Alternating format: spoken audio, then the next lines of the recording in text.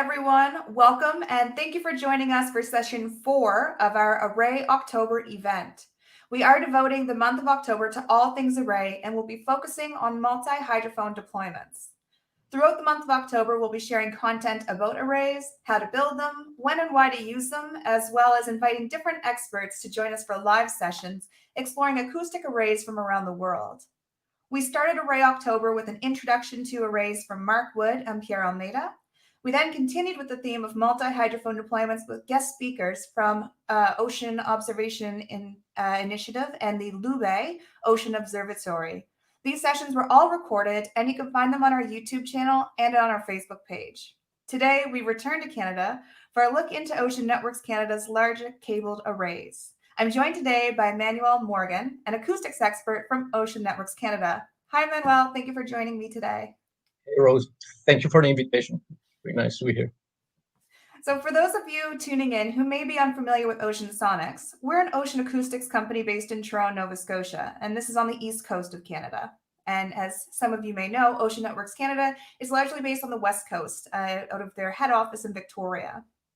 So Ocean Sonics is famous for creating the IC Listen, a real-time smart hydrophone. And this is a tool that's used to collect ocean sound data. And what makes it special is that this hydrophone processes data at the source in real time, so you can actively listen and view data while the sensor's deployed.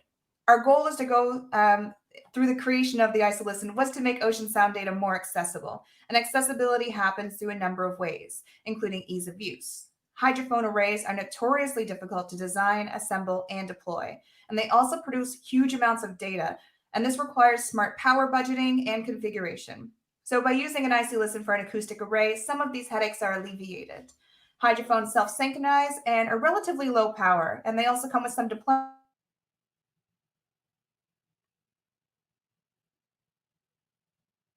collection easier. So in keeping with the theme of Array October, we're going to explore ocean observatories with Ocean Networks Canada. And Ocean Networks Canada, also known as ONSI, have created some of the largest, and also they created the very first cabled seafloor ocean observatories. So Ocean Networks Canada has observatories throughout Canada. However, today we'll be focusing on those on the West Coast. ONSI has been a pioneer in ocean science and has grown through major developments and milestones through its observatories over the past years. Since the Venus Observatory was first installed in 2006, ONSI has been collecting data on physical, chemical, biological, and geological aspects of the ocean, supporting research on complex topics. So the Ocean Networks Ocean Observatory program has continued to grow since this first installation, and today Manuel shares expertise with us. And of course, we're going to focus on the acoustic aspect of this extensive subsea deployment. After Manuel finishes his presentation, we'll have a Q&A session. So if you want to know some more detail about what we covered today, you can leave us a comment on our live stream, and we'll do our best to answer it live after the presentation. So now Manuel is going to share his screen and share some of his expertise with us. Okay. Oh.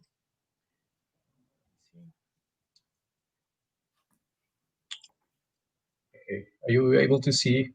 Yes. Looks fantastic. Okay. Yeah. Like today, we're going to share some of our experience deploying arrays during the 2020 season.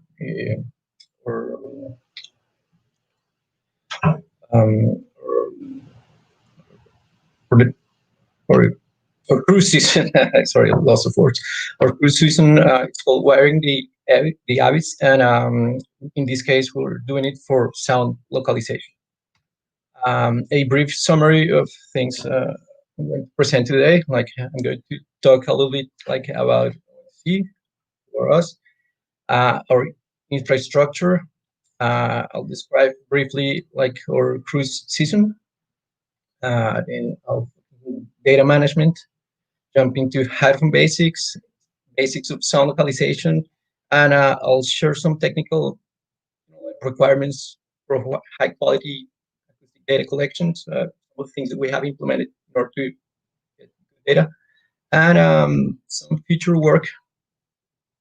Okay, let's start. So, Autos, like as Rose mentioned, we operate Pacific coast of Canada. We are a nonprofit organization that monitors like both the west and east coast of Canada and the Arctic as well.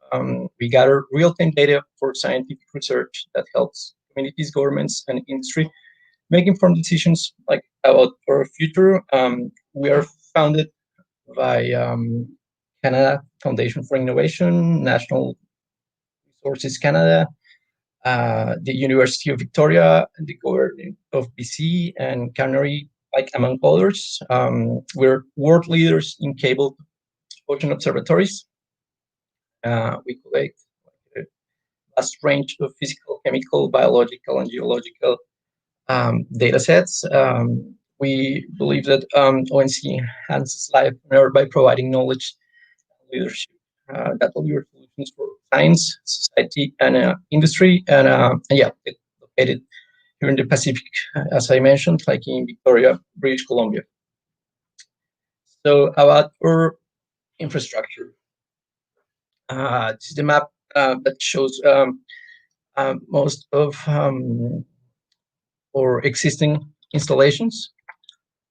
As I mentioned before, we maintain observatories on the Atlantic and the Pacific and the Arctic.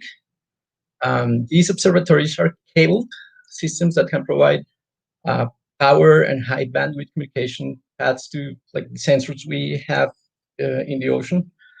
And our infrastructure is divided into primary and secondary infrastructure, where the primary infrastructure includes backbone cables, repeaters, and major network nodes. Nodes are connected to short stations through these backbone cables.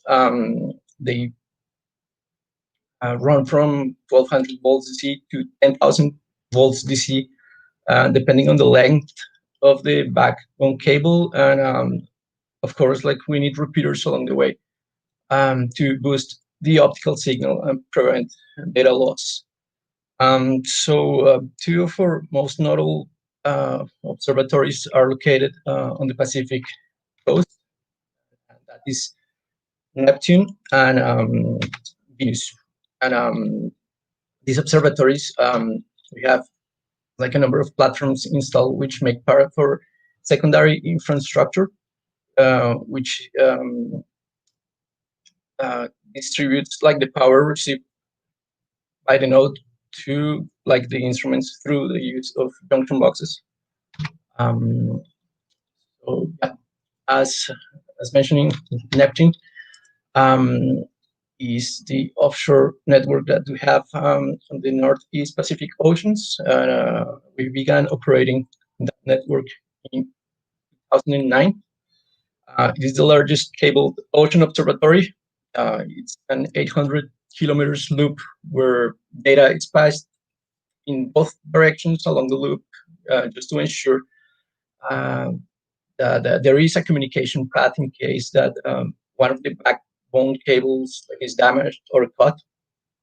And it spans over a wide range of environments, from deep water hydrothermal vents going over the Juan de Fuca plate, for instance. And then we have Venus, which is our inshore cabled observatory. It's located in the Salish Sea, between Vancouver and Vancouver Island. Its operations started in early 2006, and we a year later we expanded into the Strait of Georgia, which, as I mentioned, lies between Vancouver and Vancouver Island. It has nodes 300 meters, and it's located at depth of 170 meters, and it even extends into the Fraser River delta. So, wiring the abyss or ONC's cruise season. Ocean Networks Canada embarks on wiring the abyss. These expeditions take place several times every year to recover and install instruments, lay cables, do surveys, water sample, among others. So they take place 3 to 4 times per year, like between March and October. Depending on the ship schedules, we make an effort to service each observatory site at least once per year. Expeditions take place on major oceanographic vessels such as the Canadian Coast Guard or the exploration vessel Nautilus. Or operation, it's ROV based. We use remote operated vehicles for deployment and connections of instruments to the network. And all the operation, it's streamed live on our website, and it's also archived on a section of our website called CTU platform, where you can access that data. And when we stream live, like if you're following through the internet around the world, you can feel like you were there. It's pretty cool to see the ROV in action. Pretty nice. Like you can access that through the link on the bottom of the slide. So some numbers. ONC collects again like physical, chemical, and biological data over long time periods, and we have over 400 instruments that contain over 5,000 sensors, and they're online 24/7 all year long. And it's such a large number of instruments produce like a large number of files, data files. So we produce close to 280 gigabytes of data every day. And I'll be focusing on the acoustic instrumentation, which includes like both like active and passive instruments, such like standalone phones or hydrophone arrays. And Ocean Networks Canada owns over 40 isolation hydrophones, and currently 20 of them are deployed, if I remember correctly. And right now we have 4 element arrays deployed. They were all deployed during this 2020 season. We have 2 arrays on our Neptune network on deep sites, and 1 array on the Strait of Georgia, on the shipping lane between Vancouver and Vancouver Island. Just to put it in perspective, at a sample rate of 64 kilosamples per second and 24 bits, like 1 day of that data equals roughly 16 gigabytes. So it's a huge like amount of data, and it makes like a good portion of those 280 gigabytes collected every day. So in order to manage such a large amount of data, we require specialized. So data management. This system, it's called Oceans 2.0.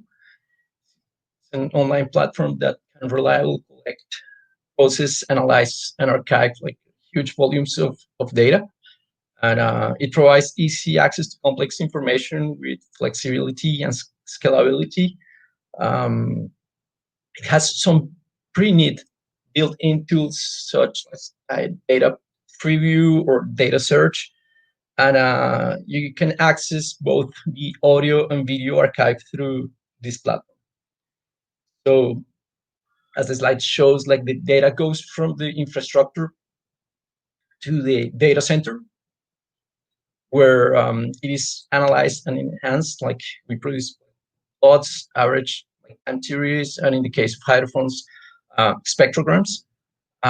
So then that data is made available like free of charge through like this web portal. So anyone around the world can just download either the raw data or post-processed data in order to do scientific research. So this is part of the Oceans 2.0 platform called Data Preview, and it's pretty useful if you want to quickly access data produced by an instrument, like on a daily basis or a monthly basis. In some cases, it's even able to show like the entire time series for sensors over time. And we also have like another option called data search, in which if you want more detailed information on a specific period of time, you can just go there, and it works sort of like an Amazon like system. Like you select whatever information you're interested in, the period of time you're interested in, and just add it to a card and check it out.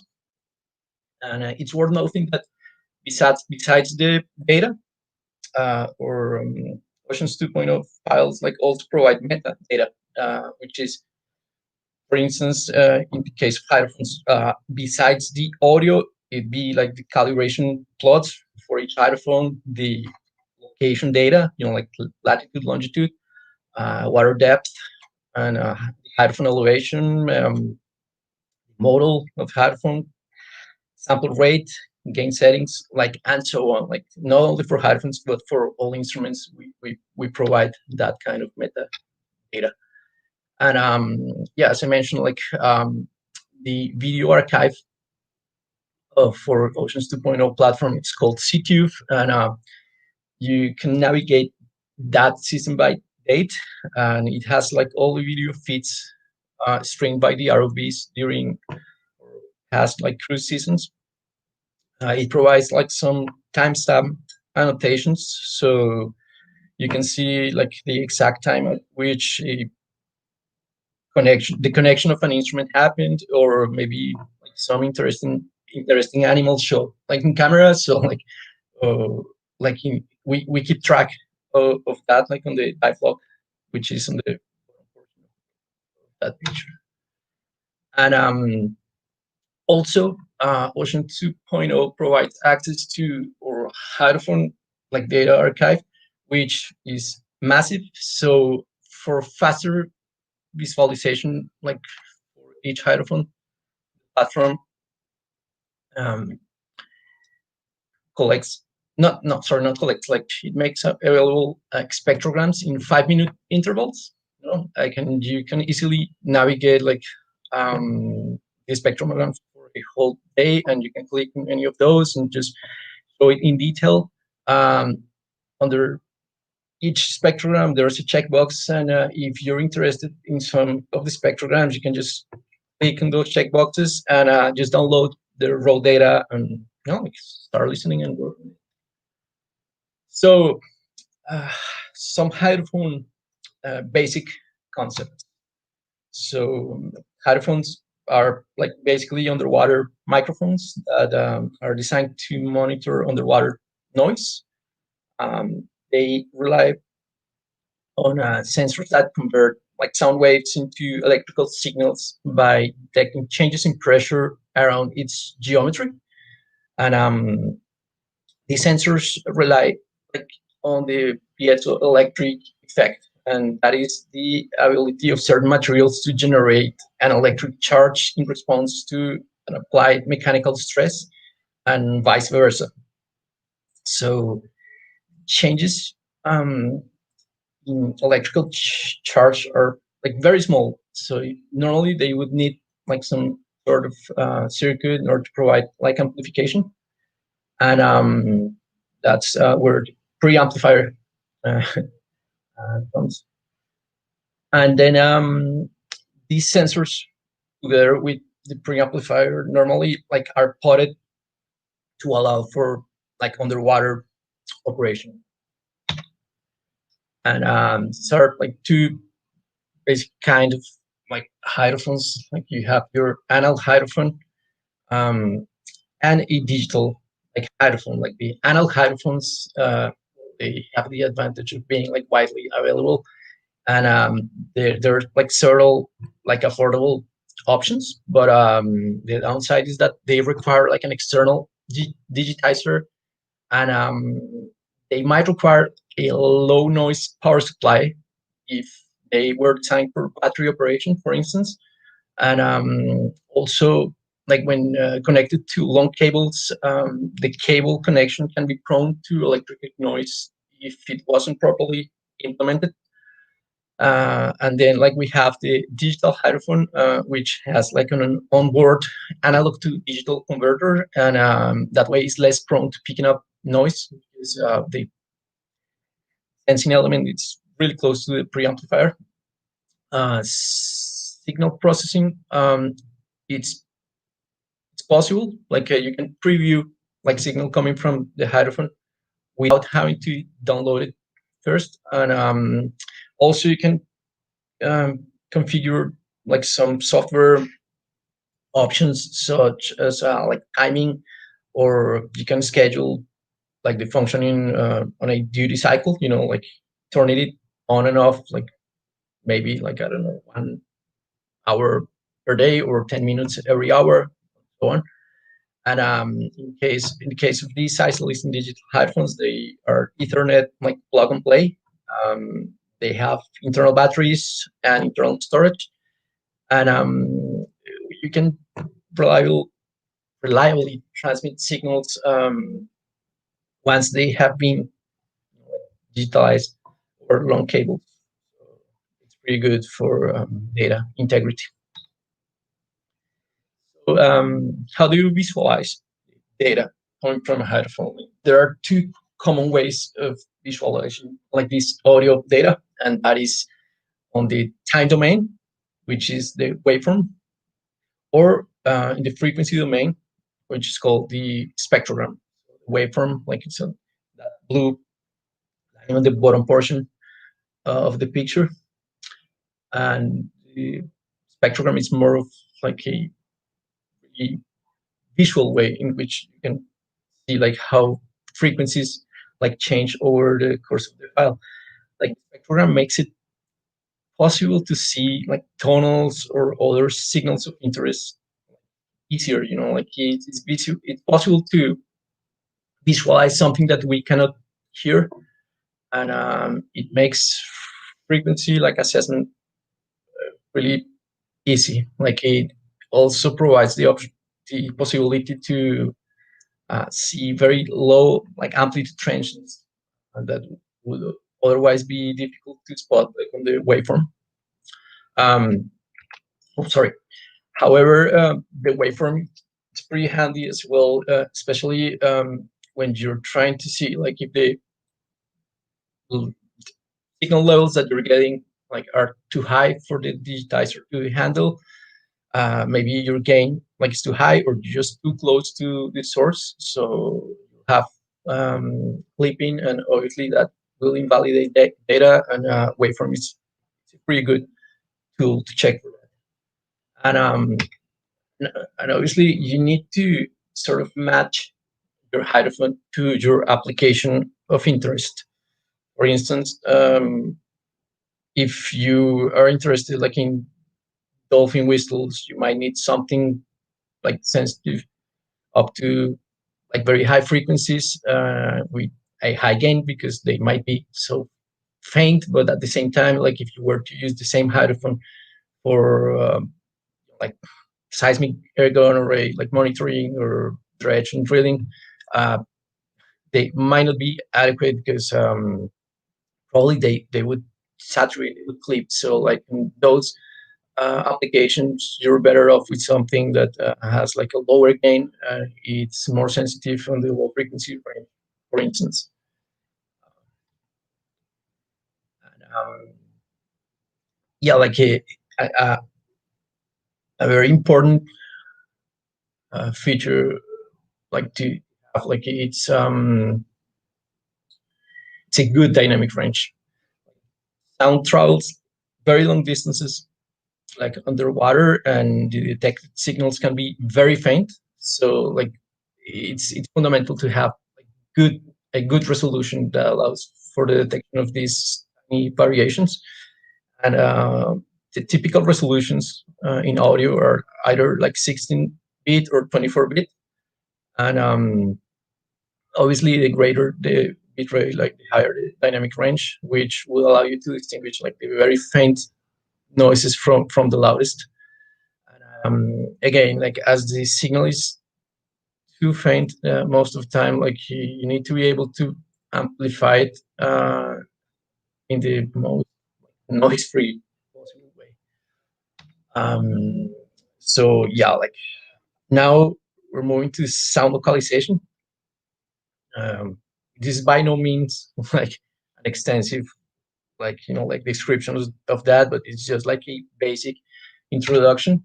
And yeah, you can wire like two or more hydrophones together to receive like large sound signals collectively.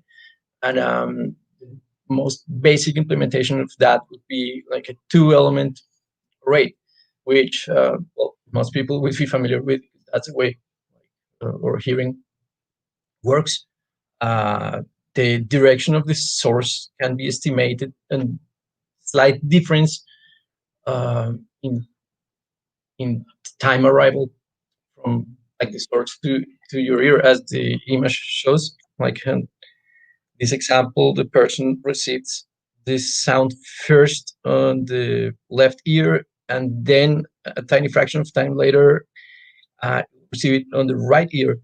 Obviously, with humans, that might be a little bit more complicated because sound also passes through the head and dull codes like MS. But in terms of instrumentation, you can just implement like the same kind of scheme, like using two like using a pair of hydrophones. And when you analyze like this situation, like on the plane, like all the set of possible sources of sound are described by an hyperbola, and you can work out the angle of incidence of the sound pressure.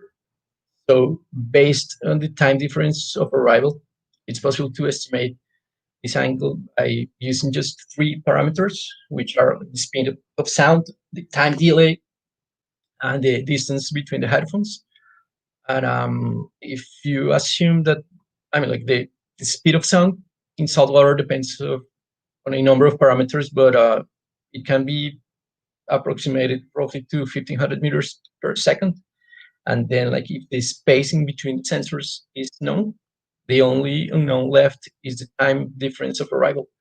And there are several algorithms that you can use to get that time difference of arrival. And yeah, most of the times it's calculated by using a cross correlation. The two. So a very common application of two elements arrays in underwater acoustics, it's towed arrays for passive acoustic monitoring or PAM. Here we have an array that's been towed by a vessel at a constant speed. And then we assume that if the source is static, as the vessel travels, you can just basically calculate several angles, and the source position will be estimated based on the convergence point of those varying lines, like over time.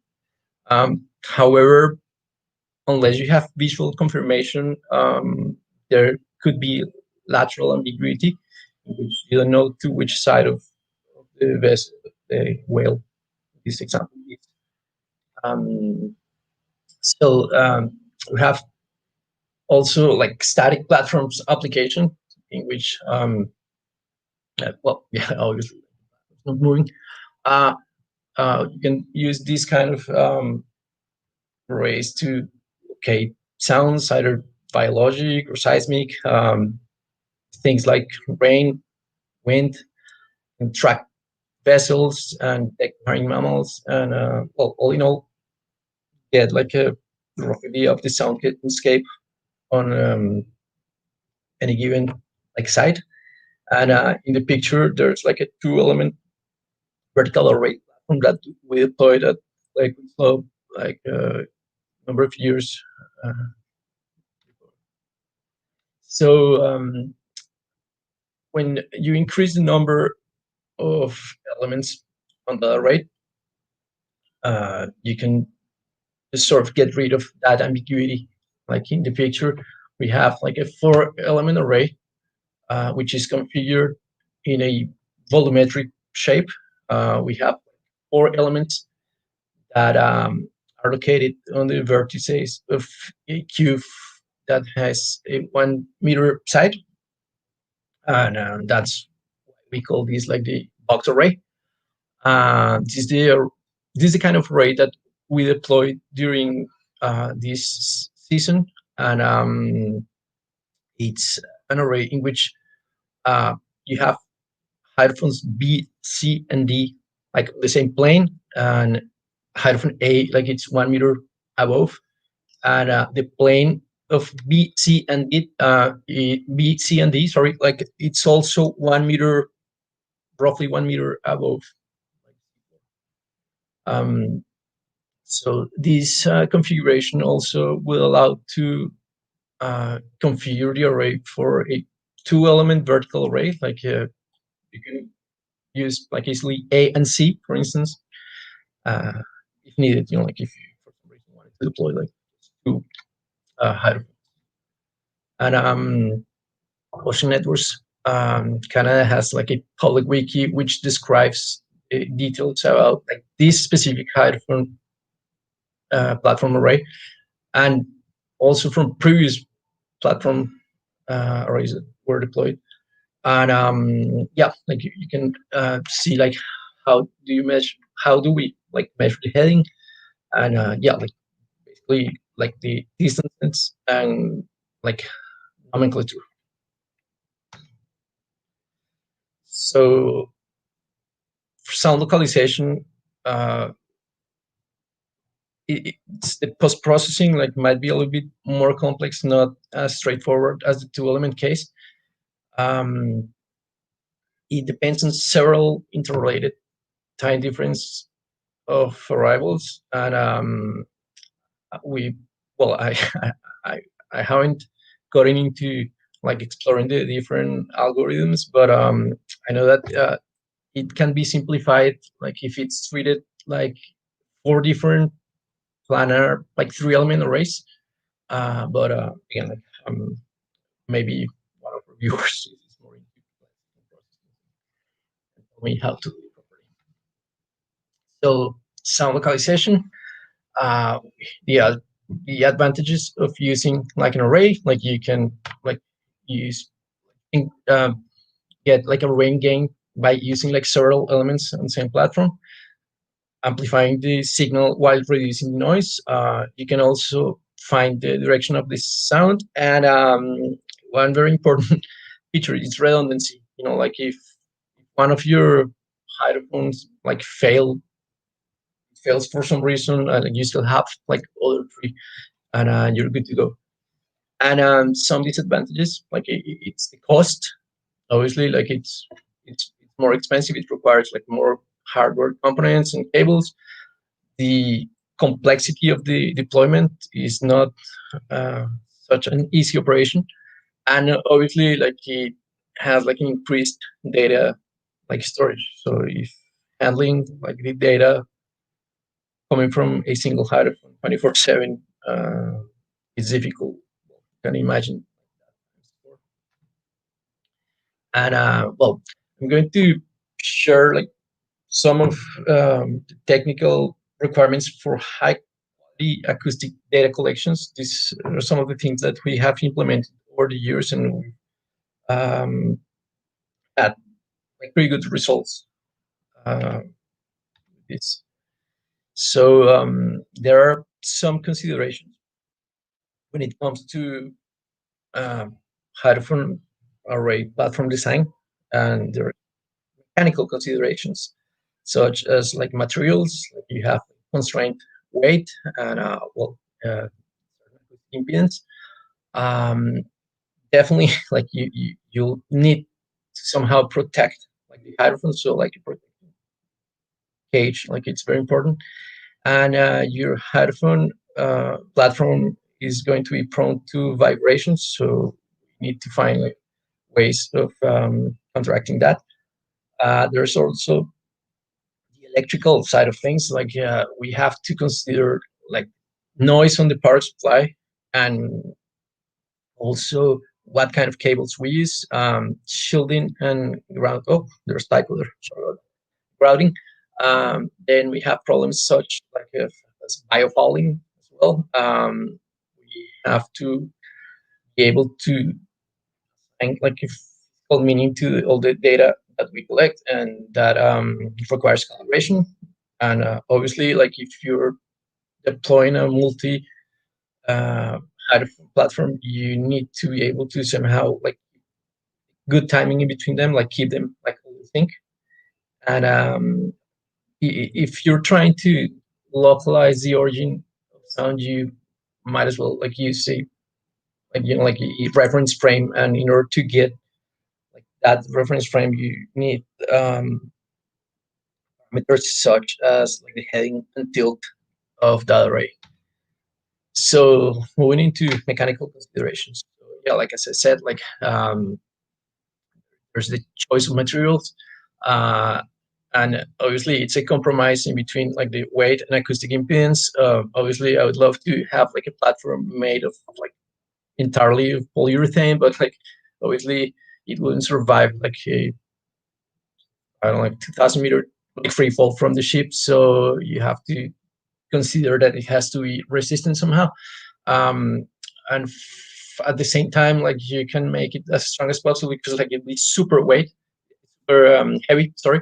Um, so in this case, we used like hollow steel pipes, and obviously steel is prone to corrosion in underwater environments. So we need to add some anodes, as shown on the first picture from the right. And whole platform has to be like heavy enough that is stable, but at the same time, like it has to be light enough that it can be either like wire deployed or manipulated by an ROV if needed. And it's important to keep the center of gravity low, uh, again, like in order to preserve stability. Um, and it's good to mechanically decouple like headphones from the platform. Like headphones that are um, going to pick like any tiny, like impacts or vibrations on the frame. So it's good to like mechanically decouple them, and we use compliant materials like such as rubber, and in order to do that, and accidents can and will happen. So a protection cage like is a must, as shown here in the center picture. Like this was a small accident that we suffered during the deployment, during the recovery of one of these arrays. And if we didn't have like this cage, like probably would have lost the element. And additionally, you have to try and minimize the vortex induced vibrations. And let me just talk about like those vortex induced vibrations. Like any long slender body exposed to a flowing fluid like will generate a repetitive like sequence of vortex as depicted on the top picture. And this pattern in fluid dynamics is known as a Harman vortex like a street. And basically it will make your pipe like shake sideways. And in the case of the Hydrophone array platform, the main steel hollow pipes, depending on oh, sorry, depending on the speed of the flow, and and vibrate. But again, like this is something that has been widely studied, and one way of mitigating the vortex-induced vibrations is by adding like helical strakes around the body. A typical application of that like is in chimneys on high speed like wind locations. And on the bottom left corner, like you see like some simulations of of those vortices, depending on like the geometry of the strakes. So obviously for us would be highly like impractical to like add strakes to those um, pipes. But one way of mimicking like that effect is just basically by wrapping around like some rope and then cover it in tape to lower the drag, keep the rope in place. So the helical feature around the pipes of this array help break the um, obviously we have also electrical considerations, like we can have noise electrical noise contamination due to power supply filtering, poor power supply filtering, or maybe like improper grounding, or unshielded cable, or just convoluted connection schemes. Whenever you have like that many instruments connected to the same junction box, volumes of that kind can happen, and we have seen that like on some of our sites where changes in load in nearby equipment just produce these lines on the spectrum that can be related to electrical noise. And well, we've done like a huge advantage during 2020 and the later portion of 2019, developing like really well filtered like power supplies. This is a couple. There's a couple of screenshots here that show the FFT plots of a noisy power supply versus a filter power supply, and you can see like that after it has been properly filtered, like a lot of the spikes that might be on your frequency range of interest and that might contaminate acoustic data like are gone. So that's awesome. Um, so when power is stepped down from 100 volts to something like 24 volts or 15 volts, yeah, like there will be like some of these switching spikes, but yeah, we worked hard to get something like clean for this year. So yeah, like a clean hydrophone spectrogram should look like this, like no electrical noise, like tonals, lines, like that, like pure black. Obviously, like on the higher frequency range. And cable loops, if possible, like avoid cable loops. Some of these systems come with hydrophones that they have like the cables already in place, so maybe like a 4, 5, 6 meter cable might not be the best for this kind of platform. And on the right, like there's like a, a set of custom cables that we built for one of the platforms deployed this year, in which we tried to minimize the number of loops, like on cable loops on the platform. And cables also would have like an effect on the quality. Like if you use, for instance, like long pigtails for cable builds, the twisted pair protection would be lost. So it's better just to go for connectors that you can just put right next to your twisted pair. It's obviously a good idea to avoid bulky potting that make it difficult to connect and make it more prone to failure. And whenever possible, just use like twisted shielded pairs. Also, something that we always use, shrouds. Like as you see in the image on the right, like it's just like um, a cloth-like protection that we use on top of the hydrophone cage that serves two purposes. Like it first reduces noise, flow noise, and vortex, vortex, in, vortex-induced vibration, and also it prevents biofouling. Like in the first image on the left, like you can see like how bad it can be, like when you deploy it for a while without protection. And on the middle image, like there's a barnacle that just decided to attack the hydrophone. So in order to be able to, again, like provide like a physical meaning to all that data, like you need something to convert like the raw voltages into sound pressure. And usually like the manufacturer provides calibration data for the high frequency range, like from 10 kilohertz like onwards. And this calibration, besides providing physical meaning to data, can account for degradation effects due to element aging, like heat, pressure, water absorption impacts, and electronics degradation, for instance.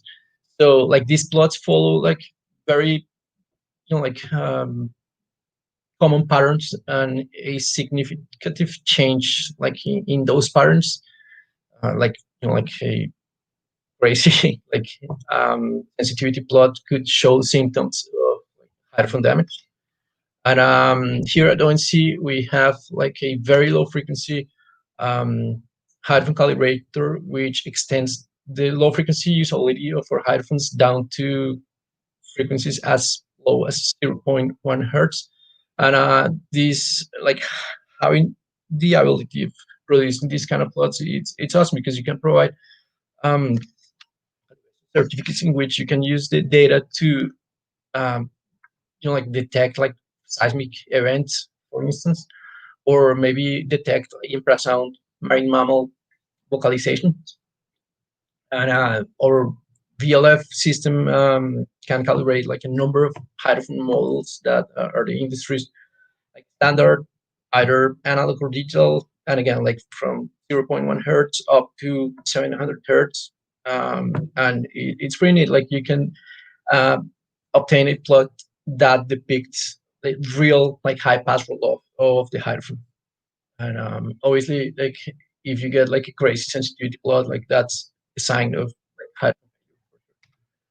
And another important aspect, like whenever you have like several um, hydrophones connected and you're trying to get into array localization, like you need to be able to synchronize and synchronize like all of them. And when you have like multi-channel recorders, you can synchronize uh, like the channels, but they at the same time like you need to like be able to connect them like somewhere in order to get like accurate like timing. And unless you have like a GPS or something, that is like difficult to achieve. So in case of like our network, there's like two common standards for Ethernet like timing. Like one is the Network Time Protocol, or NTP, and the other one is the Precision Time Protocol. And NTP is accurate to milliseconds, whereas PTP is accurate microseconds. So it's much better for array implementation, but it gets more expensive because it requires like extra hardware. This is a picture of an IC-Link array where you have like your four headphones, and the IC-Link would be like the four-port like switch that would provide like PTP timing to all of them. Orientation, we can get the orientation of the array as measured by the ROV. Like the ROV feed provides the heading, and we relied on that heading to provide orientation for the headphone. But also we need to measure the tilt, because we rely on the premise that the deployment site is completely level, but that might not always be the case. Like on softer terrains, the array can sink unevenly, and then all of a sudden, you have an array that's sideways, and you won't be able to get proper sound localizations without that tilt data. Like obviously, you want to have like a tilt sensor, one that shown on the screen, like something to let you know how good or bad like your hydrophone array is located, is positioned. And well, some future work. Um, we obviously would like to evaluate like the use of different materials for platform like assembly, like lighter materials resistant, better acoustic impedance. We're going to keep improving or dedicated hydrophone power supply and implementing like its use on all sites besides the current locations. And because there are some older hydrophones that are like connected directly to junction boxes, and they have unfiltered power. Also like to favor the installation of arrays scientifically relevant sites that right now like have like just single hydrophones. Maybe like hydrophone moorings would be a good idea to get sound on the water column. We like to develop the hardware to facilitate the use of longer cables, because right now we're limited like at 70 meters. And yeah, like maybe some data processing for all these array data that we're collecting. And well, that's all for me. Thank you so much.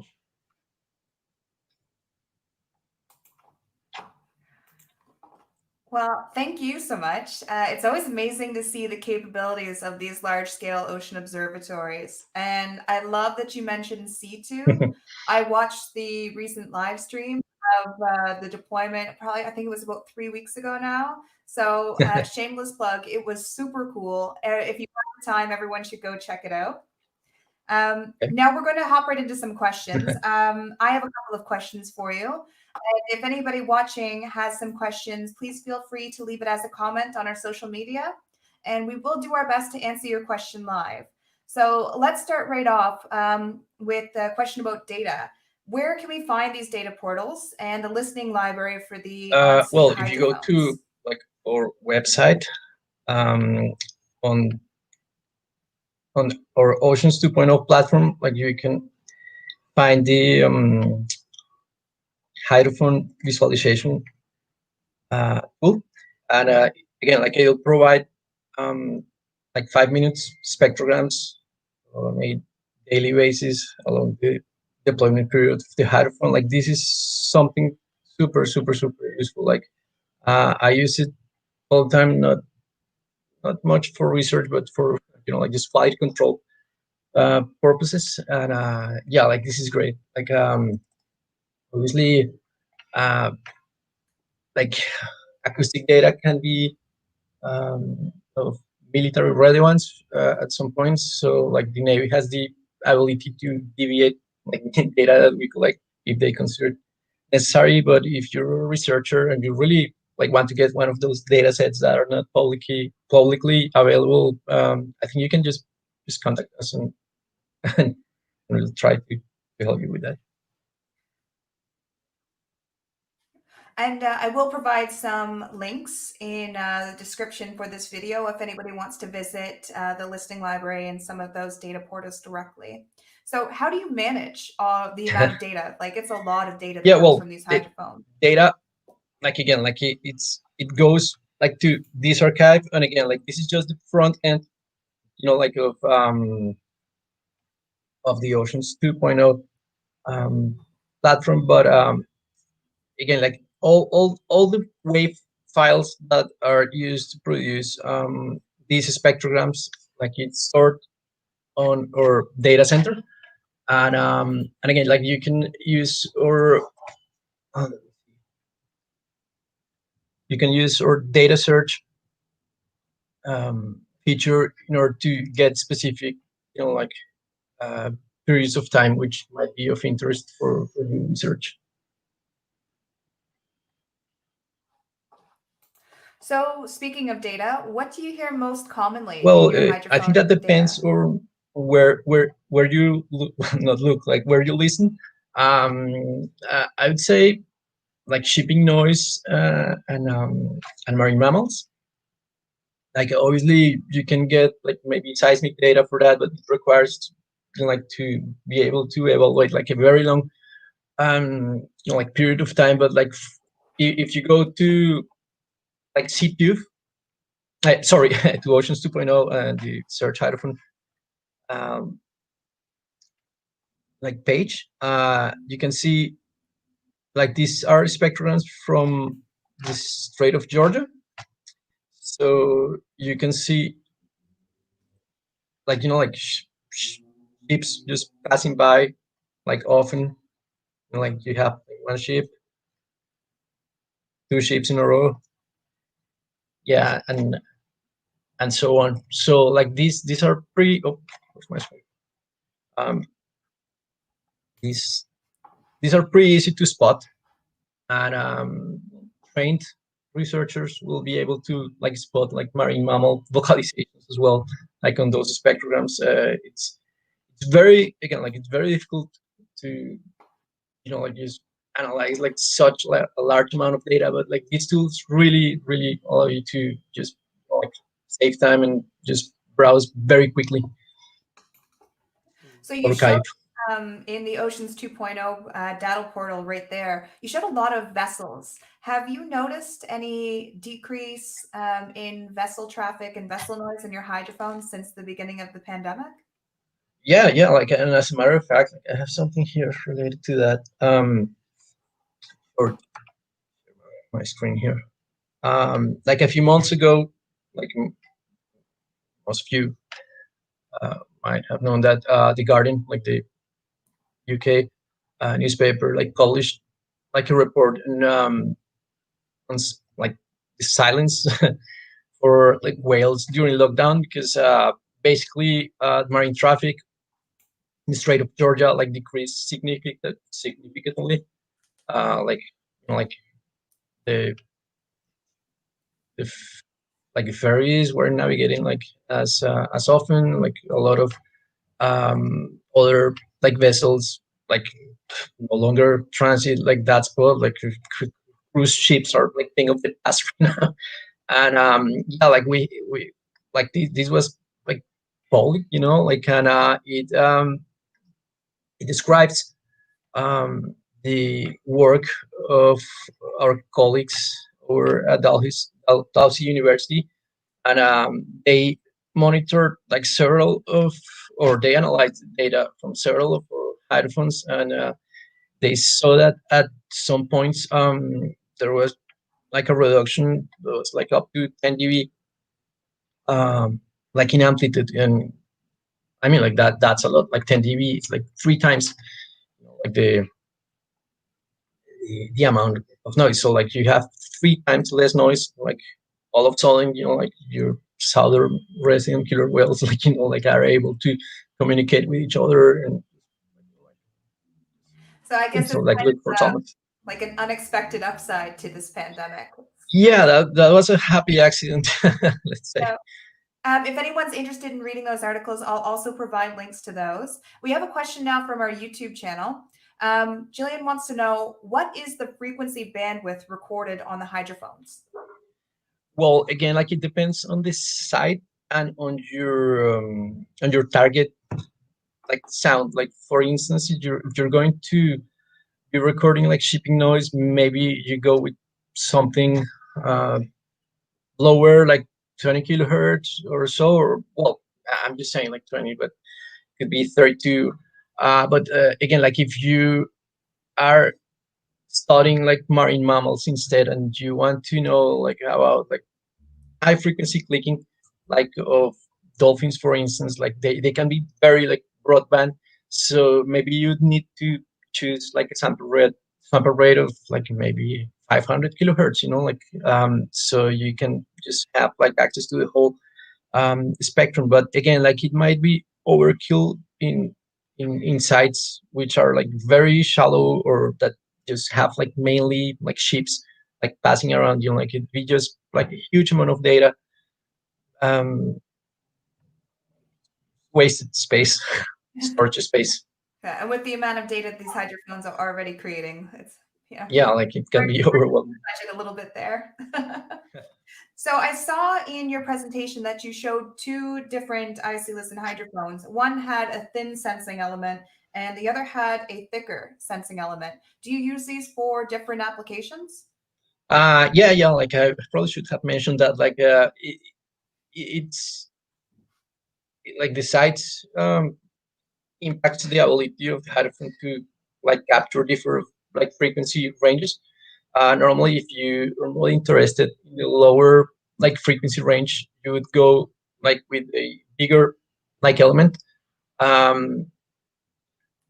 I I guess like probably should have to do with the fact that like very low frequency is not as directional, like as high frequency. Like if you're into locating like very high frequency pulses, you're better off like with an HF or high frequency hydrophone, which relies like on a tiny ceramic sphere, which is omnidirectional, and it might be more adequate for locating like that kind of sound. So, and when I mentioned that I watched your live stream a few weeks ago, I saw when you were deploying the hydrophones that you moved them quite far away from most of the other equipment. What was the reason for that? Well, I'd have to go back and review like the fit myself, but I would think that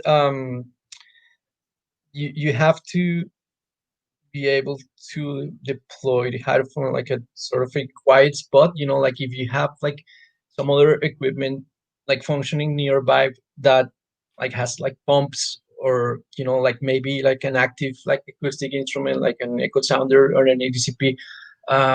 Obviously you're going to contaminate your data, so like probably we moved it like to a better spot, but yeah, I'll have to review the footage on that.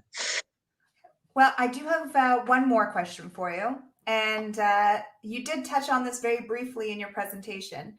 But in the future, what do you want to see with your acoustic and array programming? Do you want to have more deployments, more hydrophones? Would you like to add something like AUVs to add a mobile aspect to your deployment style?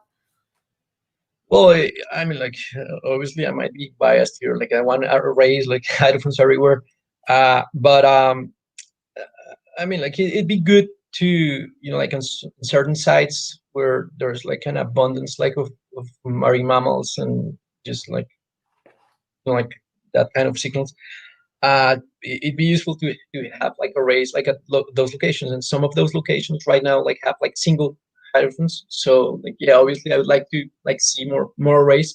And the other thing is that we're like a cable based observatory, so like basically our hydrophones are just like 1 meter above like seafloor.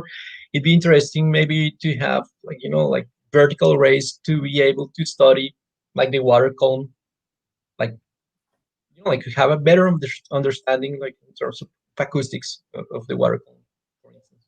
That'd be pretty exciting. That's actually all the questions that we have for now. And again, thank you so much, Manuel. If there is a question that you didn't get to ask, please contact us by sending Ocean Sonics a message, or you can always drop us a line on our social media channels. You can find Ocean Networks Canada on Twitter as @Ocean Networks.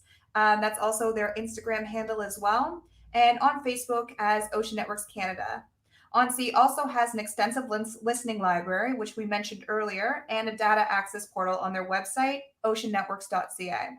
If you want to revisit this presentation, it will be available on Ocean Sonic's YouTube channel and on our Facebook page, and I'll share the link through our Ocean Sonic social media accounts.